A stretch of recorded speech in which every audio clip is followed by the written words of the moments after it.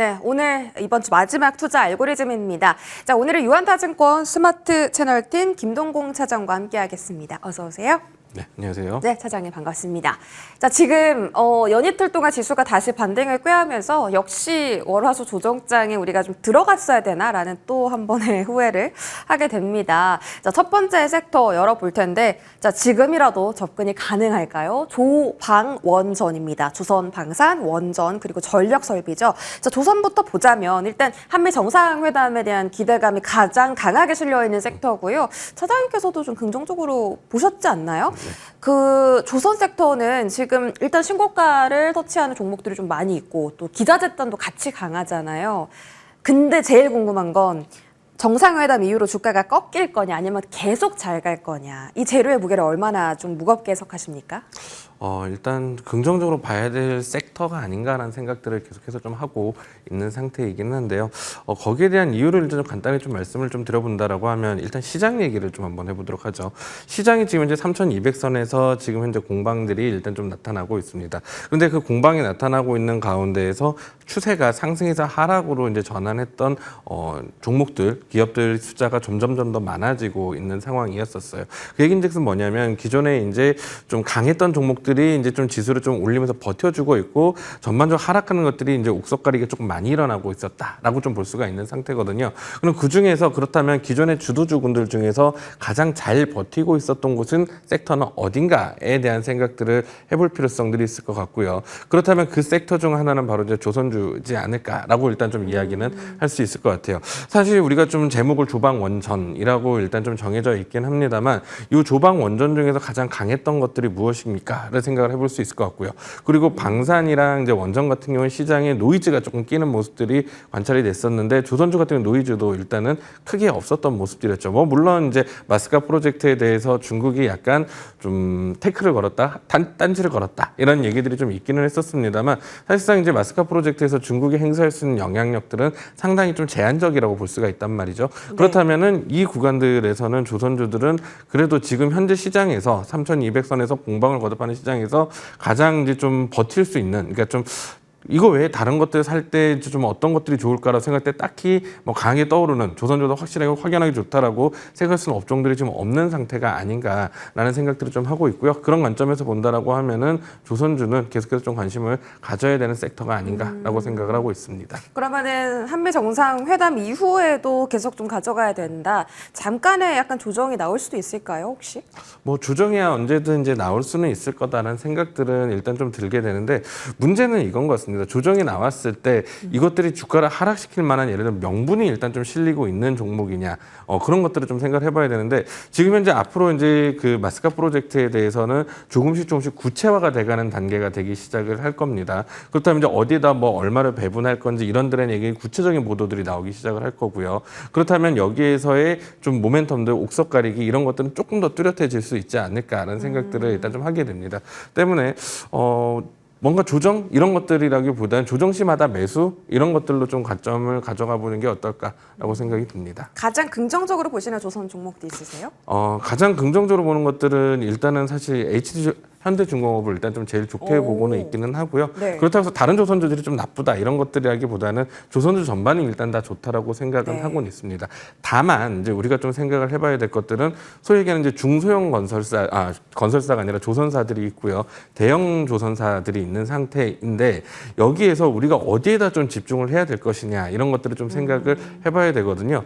이 중소형 조선사들이 좋았던 케이스들은 시황이 이제 좀 뭔가 명확하지 않을 때 그래서 이제 좀 건조되는 기간들이 좀 짧은 배들 위주로 해서 계속해서 좀 돌아나갈 때 이제 좀 마진은 크진 않지만 좀 안정적인 것들을 담보로 한다고 해서 이제 좀 수익에 대한 예측성에서 이제 중소형 조선사들이 좀 나을 때들이 있기는 합니다. 근데 하지만 구조적인 이제 호황기들로 일단 좀 접어들기 시작하는 시점들이 오게 된다라고 하면은 아무래도 마진율이 높고 그리고 척다 한 척 만들었을 때마다 이익들을 많이 남겨놓을 수 있는 그런 대형 조선사들이 좀 나을 수 있다라고 좀 보고는 있거든요. 네. 때문에 최근에 이제 좀 중소형 조선사들이 마스카 프로젝트들 때문에 좀 올라오는 경향들이 좀 많이 있었는데 뭐 거기가 꼭 나빠서라고 보기보다는 이익에 대한 모멘텀적인 측면들에서 본다라고 하면은 결국은 그 대형 조선사들 쪽이 결국은 좀 더 좋아지지 않을까라고 좀 볼 수 있을 것 같습니다. HC현대중공업 1등으로 꼽아주셨고 일단 조선 섹터는 조정 시에 걱정을 하는 것이 아니라 매수 기회로 삼자라고 말씀해 주실 만큼 좀 긍정적인 답변을 주셨습니다. 방사는 어떻게 생각하시는지요? 시장이 조정을 받을 때 그 펀더멘털이 역시 좋은 종목을 싸게 샀어야 되는구나라는 생각을 또 다시 한번 합니다. 이게 몇 번째 후회인지 잘 모르겠어요. 그 한화 에어로스페이스, 현대로테, 메라이즌 엑스원 같은 대형 이제 방사 종목들이요. 고점 대비해서 한 15% 정도 지금 조정을 받았더라고요. 자, 혹시 오늘의 그 강한 반등을 보고 반등 추세로 확실하게 돌아섰다라고 확신해도 될까요? 사실 방사능 수지 좀 고민을 좀 하고 있어요. 다시 네. 왜 그렇게 좀 말씀을 좀 드리냐면 러시아 우크라이나 전쟁에 대한 종전에 대한 협상들이 지속이 되고 있죠. 물론 어젯밤에는 또 약간 좀 어그러지는 모습들이 좀 나타났었고 지금까지 한 1년여 동안에 종전이 될 것 같다가 다시 어그러지고 종전이 될 것 같다가 어그러지고 이 모습들을 반복을 하면서 방산주들이 계속해서 좀 올라온 것들은 맞습니다.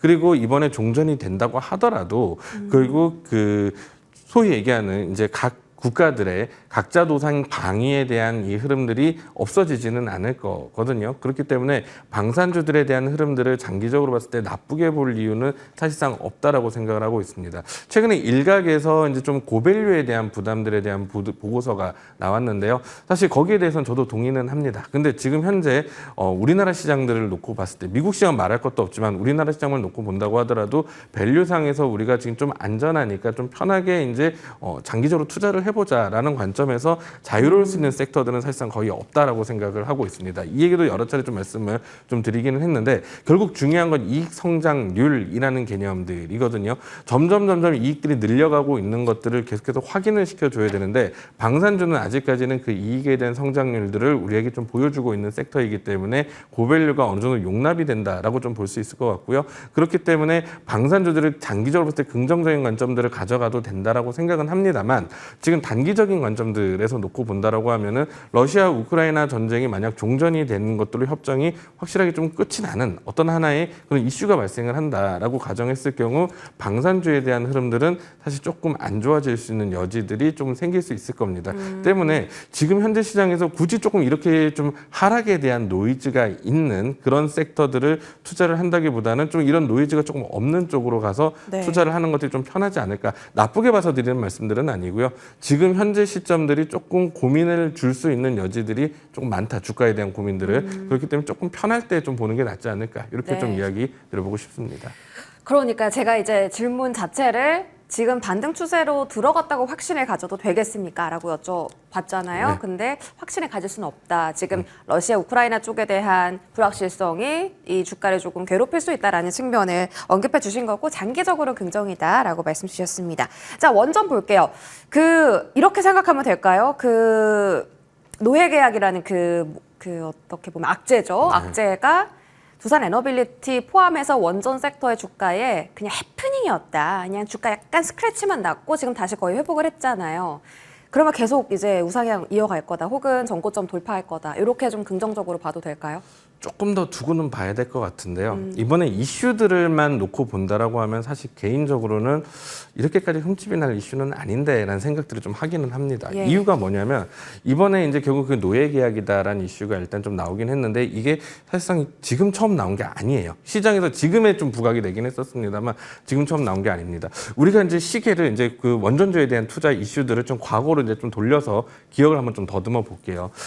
이 웨스팅하우스에서 이제 우리 한수원한테 소송을 몇 번을 걸었었습니다. 뭐 폴란드 원전 때도 그랬었고 체코 때도 그랬고요. 그 체코 때는 체코 정부에다가도 한번 걸었었고 그리고 미국에도 소송을 한번 좀 걸었었어요. 이유가 뭐냐면은 이 우리나라의 이 APR 1400이라고 하는 한국 표준형 원전 기술이 1980년 7년으로 제가 기억을 하고 있는데 87년에 돈 주고 기술 이전을 받았고요. 그리고 90 몇 년도에 이제 이것들을 다시 한번 이제 우리가 이제 좀 자유 계약할 수 있는 라이선스를 받고 일단 좀 계약을 했었습니다. 근데 여기 단서 조항이 있었어요. 그 단서 조항들이 뭐냐면 미국과 원자력 협정을 맺은 국가와 그리고 핵 확산 금지 조약에 조인을 한 국가들에 대해서 이제 우리가 사전 승인 없이 사후 승인을 받고 이제 수출을 할 수 있도록 하는 라이센스 계약을 맺었거든요. 사실 여기까지만 놓고 본다면 그 미리 부속 내용들까지는 잘 모르겠습니다만 우리나라는 이 조건에 충족을 한다라고 하면 어디든 이제 수출을 해도 된다. 그리고 나중에 미국에다 이야기만 해주면 된다라는 이야기가 됩니다. 근데 문제가 뭐냐면 웨스팅하우스에서 계속해서 태클을 겁니다. 결국 다 각각 판단이 나긴 했으면 체코에도 한번 걸었었고요. 미국에도 한번 걸었었는데 미국에서 법원에서 뭐라고 이야기를 했었냐면 이거는 미국 정부에서 이제 소송을 걸려면 걸어야 되는 거지 웨스팅하우스에는 소송 권한이 없다라고 하면서 이제 계속 각하를 시켜버리는 모습이 나타났어요. 근데 이 과정들이 반복되는 동안에 우리가 계속해서 원전 수주 계약들이 계속해서 지연되는 것들을 봤었죠. 그러다 보니까 아마 한수원에서 합의를 한 것 같아요. 그러다 보니까 이제 2025년 1월 기점으로 해서 이제 우리 더 이상 지적재산권 문제는 다투지 않겠습니다. 하면서 일정 부분 로열티를 주면서 상호 협력을 하자는 쪽으로 이제 포커싱이 맞춰진 것 같습니다. 네. 관점에 따라서는 좀 그렇게 생각할 수는 있을 것 같아요. 굳이 안 줘도 되는 돈을 줘야 되느냐라는 이야기를 좀 할 수는 있을 것 같기는 한데 뭐 나중에 이제 좀 추가적으로 수주의 안정성들을 확보하는 측면들에서 본다라고 하면은 뭐 나쁘지는 않았다라고 좀 생각할 수 있을 것 같고요.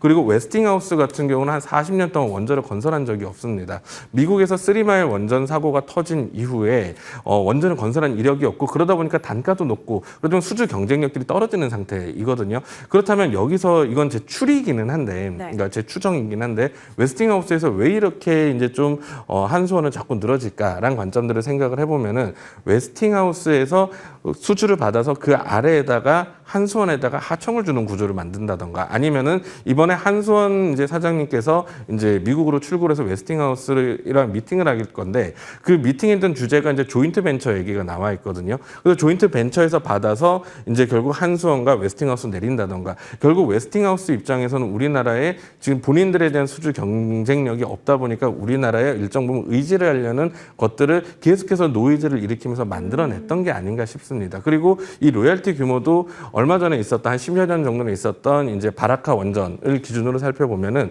그때 이제 설비 용역 계약 뭐 이런 것도 다 합쳐서 전체 수주 금액의 한 13% 정도를 지급을 했었던 상태였었거든요. 근데 지금 이제 총 계약 규모 따지면 한 7% 정도 됩니다.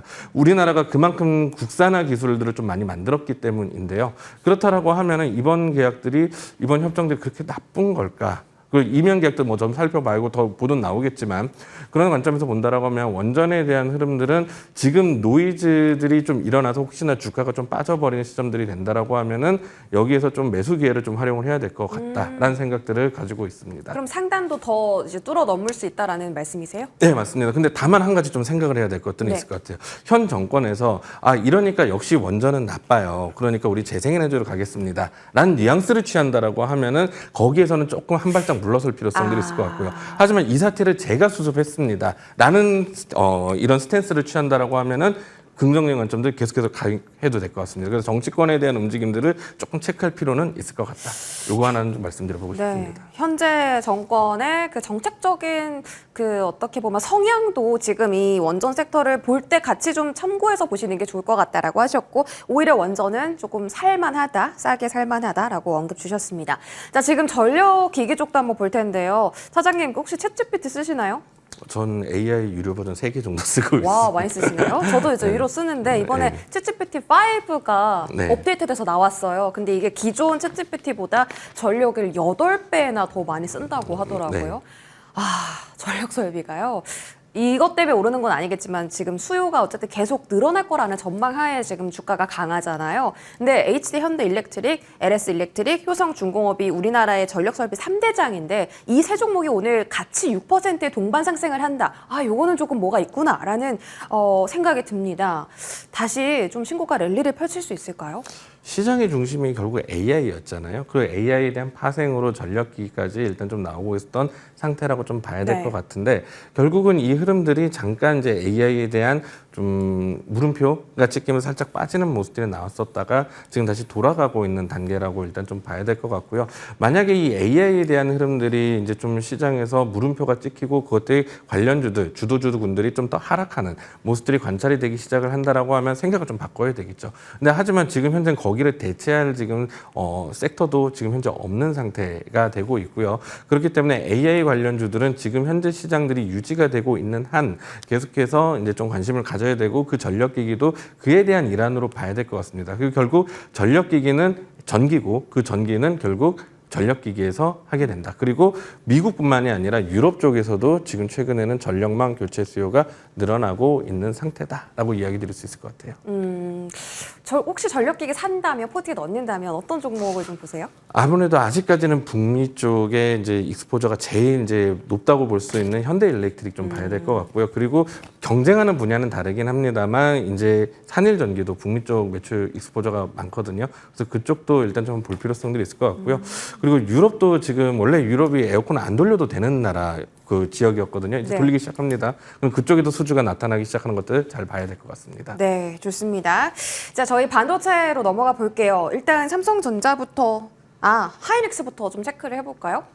일단 하이닉스가요, 지금 매력이 있는 게 위치가 바뀐 삼성과 하이닉스다 저희가 제목을 달았는데 삼성은 지금 많이 올랐다가 횡보 중인 거고 하이닉스는 고점 대비 떨어졌잖아요. 그래서 올라갈 수 있는 그 상승 룸을 생각했을 때는 가격적 메리트가 하이닉스가 훨씬 더 높다 이렇게 좀 생각이 들거든요. 사장님 생각은 어떠세요? 현 시점만 놓고 보면 저는 삼성전자를 봐야 된다라고 생각을 하고는 있어요. 그렇다고 해서 하이닉스가 나쁘다는 것들이 아니라 하이닉스도 어느 정도 이제 뭐 매물들을 좀 소화를 하고 나면 다시 한번 움직일 수 있다라고 생각을 하고 있는데요. 최근에 이제 삼성전자 쪽에 조금 더 가점을 줄 수 있는 이유들은 무엇이냐면 뭐 몇 번 말씀드렸던 것 같긴 합니다만 삼성전자의 발목을 잡고 있던 두 가지 HBM 시장과 그리고 또 한 가지 파운드리 쪽이 있었는데 파운드리 쪽이 일단 좀 어느 정도 실마리가 보이기 시작을 했다라는 거고요. 아직까지는 이제 좀 뭐 삼성전자 공식 인정은 없으니까 아직까지는 루머라고 일단 좀 표현을 하겠습니다. 삼성전자가 HBM4까지도 엔비디아의 최종 PP 단계까지 이제 가려고 지금 하고 있는 상황이다라는 보도가 나오고 있는 상태예요. 만약에 이게 통과까지 나온다라고 하면은 SK 하이닉스보다는 삼성전자가 조금 더 그러니까 많이 편해질 수 있는 자리까지도 갈 수 있는 포텐셜들을 좀 가지고 있다고 볼 수 있거든요. 근데 반면에 이게 안 되었다라고 그러니까 이게 삼성전자 결국 되었다라고 가정을 해버리면 SK 하이닉스 입장에서는 삼성전자라는 라인을 엄청나게 많이 가진 그러니까 하이닉스보다 더 생산할 수 있는 캐파가 더 큰 경쟁자가 지금 나타나게 되는 구조가 됩니다. 때문에 여기에서는 하이닉스는 한 가지 조금 나빠질 수 있는 이슈가 있다라는 점들에서 삼성전자가 이제 조금 더 좋아 보입니다. 하지만 하이닉스가 나빠 보이지 않는 이유들은 뭐냐면 지금 만약 삼성전자가 통과를 한다고 해서 지금 바로 매출이 발생하는 구조는 아니죠. 지금 2025년까지 2026년 상반부까지 SK 하이닉스의 물량들이 엔비디아에 대부분 납품됐고도 전량 계약돼 있고 거기서 공장들이 다 돌아가고 있는 상태이기 때문에 여기에 대한 이슈에 대한 반응들이 아직까지 주가에 좀 남아 있을 수는 있다라고 생각을 합니다. 만약 이제 진짜로 삼성전자가 엔비디아의 이제 고단계 HBM들이 들어가게 되었을 경우 그런 우려들이 있기 때문에 지금 현 시점은 하이닉스보다는 삼성전자가 조금 더 유망하지 않을까 이렇게 생각하고 있습니다. 일단 두 종목 다 좋은데 일단은 조금 더 안전하게 갈 수 있는 삼성전자를 택한다라는 말씀으로 들립니다. 삼성전자가 오늘 키움증권 쪽에서 삼성전자의 목표 주가를 9만 원까지 올렸어요. 이유는 HBM4의 그 시장 점유율 확대 그리고 파운드리 쪽도요. 근데 지금 소식이 하나 나왔는데 그 중국 정부에서 엔비디아한테 H20 생산 중단해라라고 요청을 했대요. 우리는 H20 필요 없다. 그런 스탠스인 거죠. 그래서 엔비디아가 삼성전자한테 H20 부품 판매하지 마라고 통보를 했대요. 이게 한 20분 전쯤에 지금 뉴스로 나온 이야기인데 이게 좀 삼성전자의 어떤 매출에 대한 타격은 없을까요? 일단 저도 지금 이제 막 생각을 해보면서 처음에 해보게 되는데 삼성전자가 최근에 좀 좋았던 이유 중 하나를 찾아보면은 결국 엔비디아에서 팔고 있는 중국에 대한 H20에 대한 것들, 그러니까 하이닉스는 고 단계의 HBM 사용하게 될 테니까 저 단계의 HBM은 삼성 거를 쓰고 있을 거란 말이죠. 그러기서 오는 타격들은 아마 있지 않을까라는 생각들은 일정 부분 들긴 합니다. 근데 한 가지 생각을 해봐야 되는 것들이 이제는 한 1년 정도 된 것 같아요. 그때 당시에 이제 좀 큰일 날 것처럼 나왔던 뉴스가 하나 있는데 딥시크 뉴스가 있었죠. 근데 지금 어디 간지 안 들립니다. 근데 과연 그럼 우리가 여기서 한 가지 좀 생각들을 한번 해본다라고 하면은 그때 당시 딥시크 이슈가 나왔을 때에도 중국이 벌써 따라왔다고 가능할까라는 생각들을 일단 좀 했었는데 지금 유야무야 돼가고 있죠. 그렇다면 한 가지 생각을 해봐야 될 것들이 중국의 업체들이 삼성전자나 SK 하이닉스의 이제 좀 제대로 된 HBM 없이 과연 이제 H20에 필적하는 기술을 만들어낼 수 있을까? 일단 여긴 배팅의 영역일 수는 있겠습니다만 사실상 쉽지는 않지 않을까 네, 이런 생각들이 좀 듭니다. 때문에 지금 주가도 크게 반응을 안 하고 있는 것들이 그런 시각들을 가지고 있는 게 아닐까라고 볼 수 있을 것 같습니다. 타격은 있겠지만 중국에 대한 리스크를 우리가 깊게 해석할 필요는 없다. 좋습니다. 반도체 알아봤고요. 저희 로봇 섹터 한번 짚어보죠. 오늘 로보티즈 주가 강하고 이제 전반적으로 로봇 섹터 안에서도 동반 상승하는 종목이 많습니다. 특별히 이슈는 없어요. 그냥 단순 수급 순환매 같은데요. 오늘 시장의 특징입니다. 주도 섹터도 가고 순환매 섹터도 갑니다. 로봇은 일단 일시적으로 좀 더 상승할 수 있을 거라 보세요? 일시적으로면 뭐 하루 이틀 정도는 더 갈 수 있지 않을까라는 생각들은 일단 좀 들긴 하는데 네. 한 가지 좀 생각을 해봐야 될 것들이 있습니다. 우리가 로봇주들을 계속해서 오를 때마다 변동성들이 상당히 크고 많이 오르고 이러기 때문에 우리 입에서 많이 회자가 되는 섹터이기는 합니다. 네. 근데 지나고 나서 봤을 때 로봇주에 대한 주가가 어땠었는가? 이것들을 좀 한번 생각을 해보면은 사실 재미없었거든요.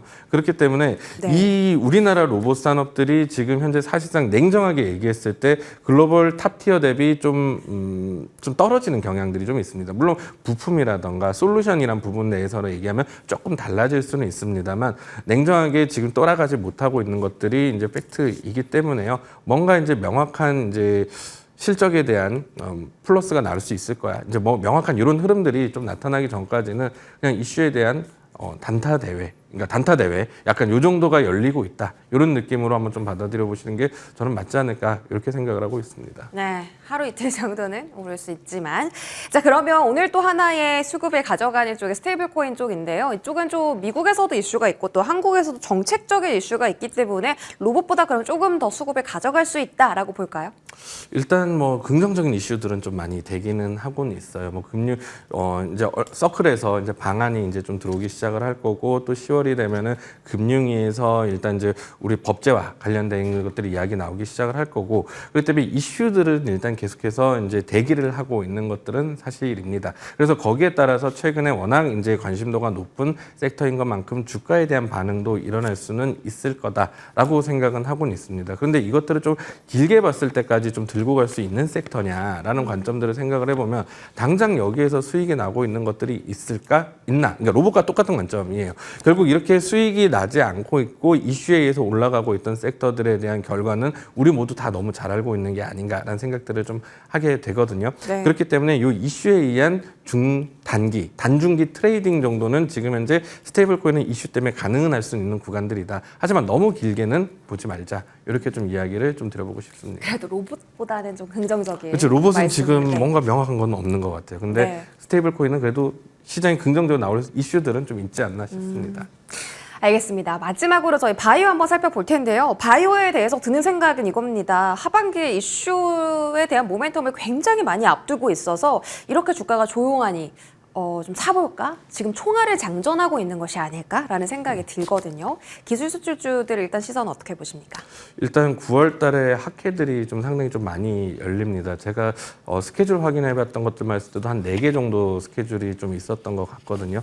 그렇기 때문에 이제 한번 이슈는 좀 불어줄 때가 된 것 같고 어쨌든 금리 인하가 들어가게 된다라고 가정을 했을 경우에 결국은 금리 인하의 R&D 비용들이 다 자기 돈 가지고 하는 게 아니라 빌려서 하는 거기 때문에 네. R&D 비용이 좀 높은 제약주들에 대한 흐름들은 조금 긍정적인 가능성들이 좀 있다라고 좀 생각할 수 있을 것 같습니다. 근데 이것들을 반대로 이야기를 하게 되면은 금리 인하에 대한 이슈가 좀 시장에서 사그라들게 된다라고 했을 경우에는 조금 쉽지 않아질 수는 있겠죠. 때문에 지금 현재 시장의 메인스트림, 그러니까 제약바이오에 대한 섹터가 아니라 그 윗단으로 가면 시장에 대한 메인스트림으로 가게 되잖아요. 근데 시장에서 지금 금리를 좀 많이 보고 있습니다. 그리고 그 금리는 9월 17일에 있을 FOMC를 이제 보고 있는 상태인 거죠. 그리고 FOMC 직전에 있을 때는 고용도 봐야 되고요. 맞아요. 그리고 물가도 일단 좀 나타나게 됩니다. 그리고 이런 것들을 봐야 되는 상황에서 연준 위원들, 특히나 이제 파월 의장의 이야기가 좀 금리 인하에 긍정적으로 나올까? 라고 생각한다면 그렇지는 않을 것 같다라는 생각들이 좀 들거든요. 그래서 이게 금리 인하에 대한 그림들 좀 확인할 수 있는 9월 달 경에 만약에 금리 인하에 대한 시그널들이 일단 좀 나와주는 상태들이 좀 된다라고 하면은 거기서 또 긍정적, 그리고 그때부터는 학회가 대기를 하고 있다. 9월 얼마 남진 않았거든요. 네. 그때쯤부터 좀 봐도 좀 충분하지 않을까 이렇게 생각을 하고 있습니다. 9월 초에 고용지표 중요할 것 같고요. 유한타증권 스마트 채널팀 김동공 차장과 함께했습니다. 고맙습니다.